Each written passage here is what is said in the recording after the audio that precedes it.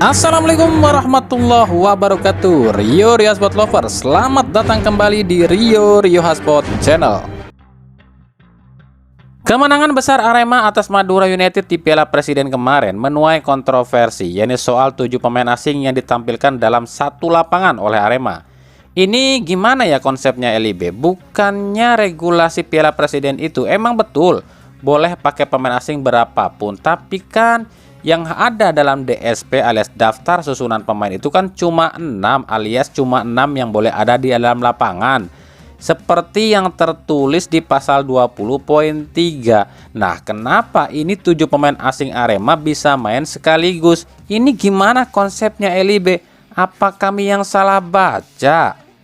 Nah, bagi yang tahu, yang lebih paham mungkin ya, silahkan komentar ya. Ini gimana nih konsepnya? Apa kami yang salah baca di regulasi LIB atau gimana nih? Kenapa nih bisa 7 pemain asing langsung dalam satu pertandingan atau satu lapangan ini?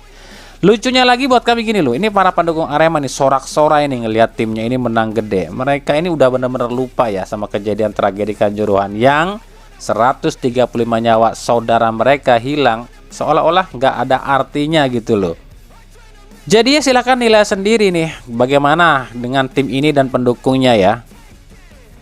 Terus juga bagi Madura United, ini juga ada yang aneh buat kami. Ini Dida kemana nih kiper utama mereka nih? Kenapa ini dipakai Diki Yusron dan juga Fawait Ansori? Ya entahlah, kami pun nggak ngerti nih jalan pikirannya para tim-tim yang berlaga di Piala Presiden ini.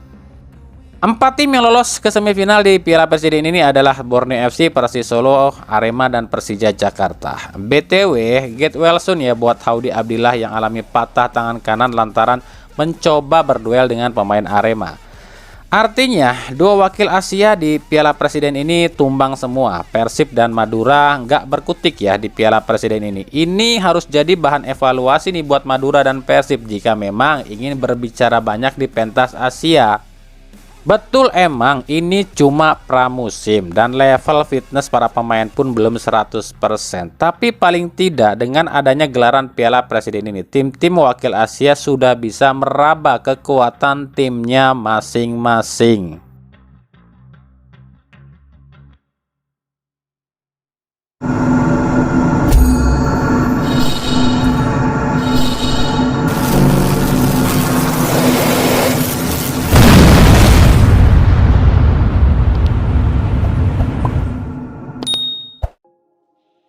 Dari Persib Bandung, di awal musim 2024-2025 ini ada beberapa serba-serbi unik yang menyelimuti Persib Bandung.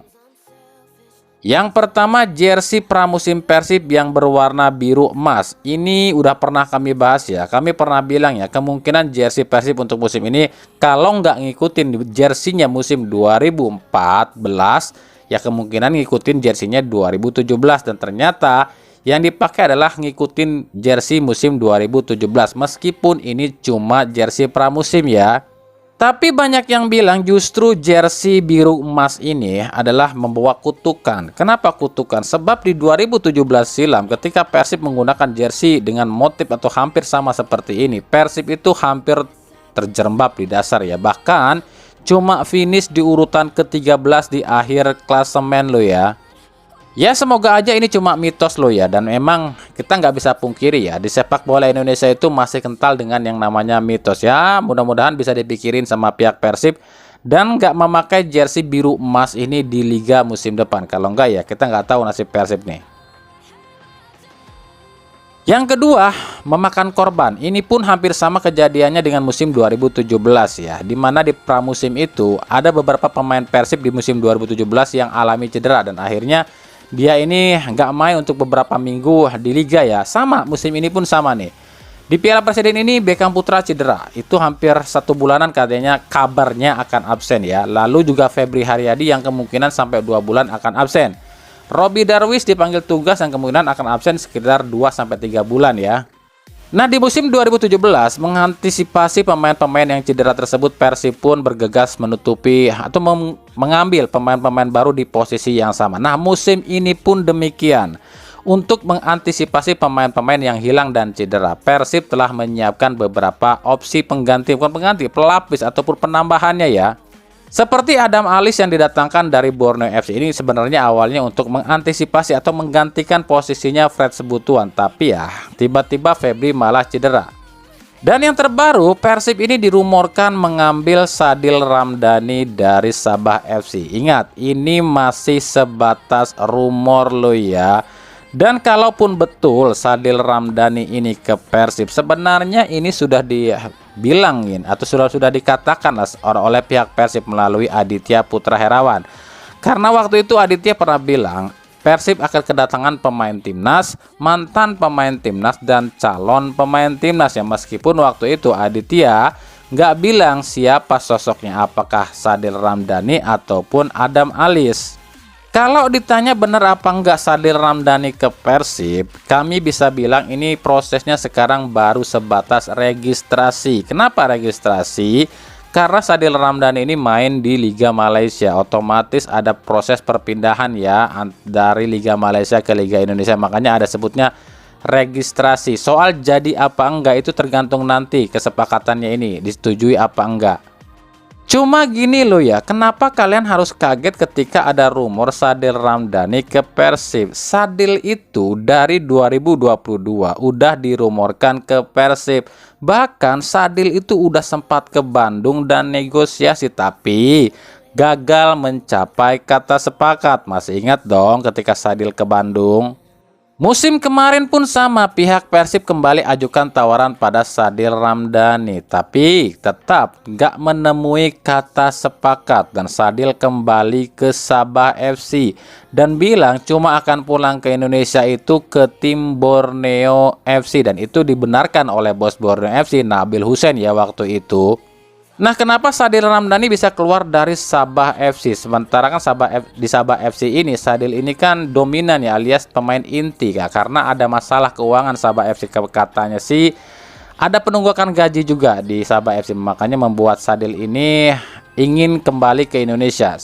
Yang jadi pertanyaan kami adalah, jika benar Sadil Ramdhani ke Persib, apakah ini ada andil Nabil Hussein dan Teddy Cahyono? Sebab Sadil sudah pernah bilang akan kembali ke Indonesia, cuma akan ke Borneo FC. Dan ketika usai Teddy Cahyono bertemu dengan Nabil Hussein, ini kok bos Borneo FC malah lebih sering ngedukung atau ngebantuin Persib ya? Jadi ini tuh sebatas apa ya, rumor ataupun gosip ya. Ada isu. Jadi ada kerjasama antara Teddy Cahyono dengan Nabil Hussein soal merekrut pemain ini ya. Jadi mungkin ada beberapa pemain Borneo FC yang diminta oleh Persib, termasuk Sadil mungkin ya. Mungkin ya, kami bilang mungkin loh ya. Tapi kan namanya bisnis itu nggak mungkin sebelah pihak. Pasti Borneo pun meminta sesuatu nih pada Persib nih. Dan yang terdengar gosipnya itu adalah pihak Borneo FC ini meminta Siro dan David da Silva. Hal ini pun sempat ditanyakan oleh beberapa wartawan di Bandung kemarin ya, dan berikut sedikit pernyataan dari Nabil Hussein ketika ditanya soal Siro dan David da Silva. Bos, kalau boleh tahu kemarin ngobrolin apa sama Siro David, Bos?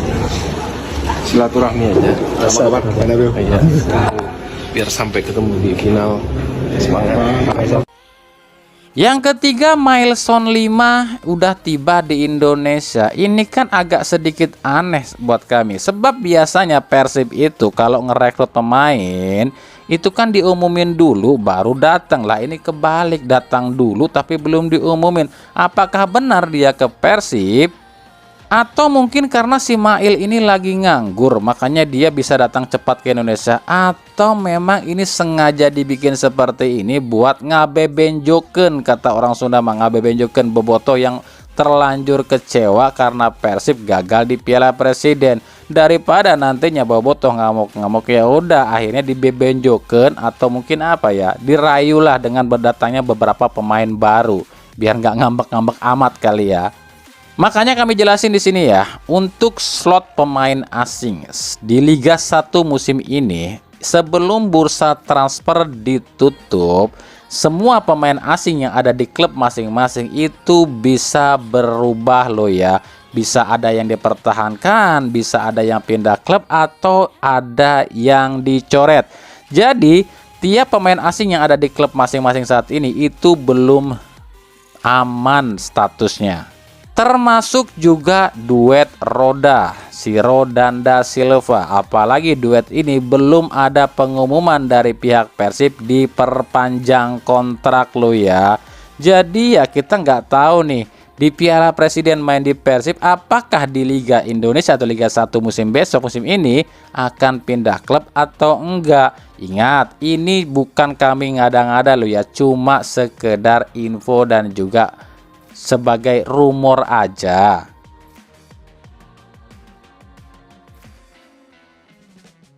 Persita Tangerang memperkenalkan Gian Zola, ex pemain PSIS yang sebenarnya sebelumnya ini justru dirumorkan ke Persela Lamongan ya. Zola dikontrak selama 1 musim oleh Persita Tangerang. Di Persita sendiri Zola dipastikan akan bertemu dengan beberapa mantan rekannya di Persib seperti Ryuji Utomo dan Mario Jardel. Nah uniknya Persita justru merekrut Marcelo Barbosa, striker asal Brazil yang hampir direkrut Persikabo musim lalu, tapi gagal lantaran cedera ya. Barbosa sebelumnya main di Liga Malta, tampil impresif ya, 18 kali main cetak 20 gol loh, wow.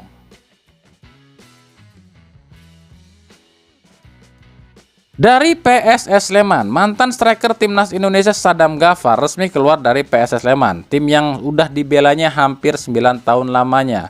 Nah kemarin ada yang nanya nih, Bang, Sadam Ghaffar keluar, dia mau kemana tuh ya? Jawaban kami, Sadam Ghaffar akan ke tim biru. Udah gitu aja ya, silahkan tebak-tebak sendiri tim biru mana tuh dia nih. Apakah tim biru ini dari Liga 1 atau dari Liga 2? Yang pasti dia ini ke tim biru. Sebenarnya ini anak bagus loh sebagai striker. Cuma gara-gara dokter gadungannya PSS Sleman, akhirnya nih anak sampai sekarang nggak bisa berkembang.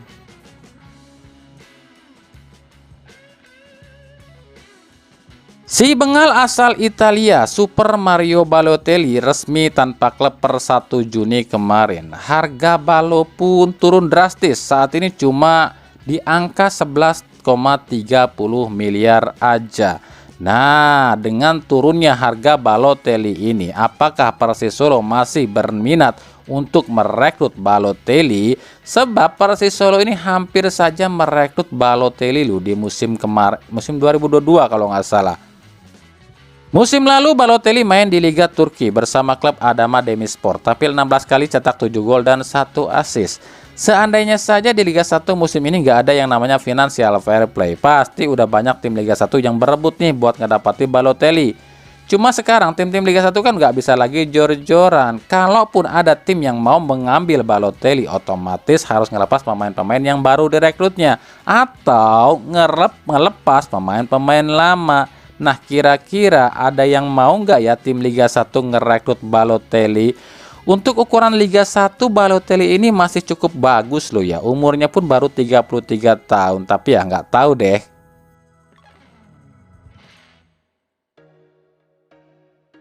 Setelah dikritik habis-habisan soal bentuk logonya yang katanya mirip lambang anak SD, PSBS Biak akhirnya merubah bentuk atau desain logo klubnya.